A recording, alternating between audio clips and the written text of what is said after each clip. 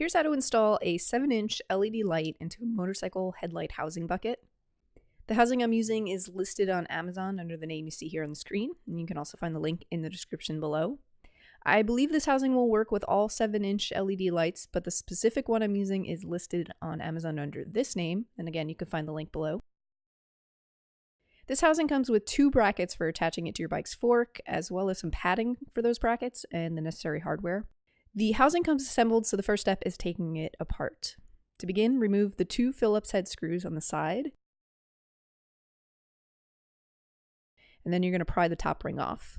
This is being held by some metal tabs, so you just got to find the spot where they're gripping and gently pull. I used a plastic tool to pry it apart without damaging the paint. Next, remove the long Phillips head screw via the top ring. This screw adjusts the left-right tilt angle of the light, and it's threaded through a spring into a square bolt. Once you've got that out, next you want to take out these 2 Phillips head screws, which connect the top ring to the 2 inner rings. Once those screws are out, you can pull the top ring off and set it aside. You'll now have access to undo these 2 small screws that are holding together the middle and bottom rings. Remove those screws, then pull the middle and bottom rings apart. Next, you want to place the bottom ring over the back of your headlight and twist it around until it lines up flush with the headlight. The metal ring has these 2 recesses that line up with these 2 metal pieces that stick out of the back of the headlight, and you'll feel it when it's sitting right. The ring should fit nice and flush with the back of the light.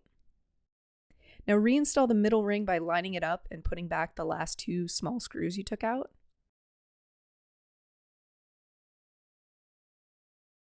And then place the top ring face down and then insert the assembly into it. Before reinserting the screws that attach the rings, you want to put the adjustment screw back. It's a little fiddly to get this aligned right, so not having the rings attached will give you the wiggle room you need to get the spring and the bolt in place. Once the screw is aligned through the spring and the hole in the ring, you can fix it with the square nut.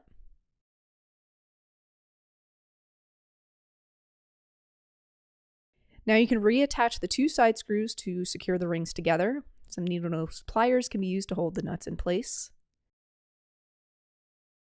Finally, place the headlight and rings assembly back in the housing bucket, squeezing the pieces together.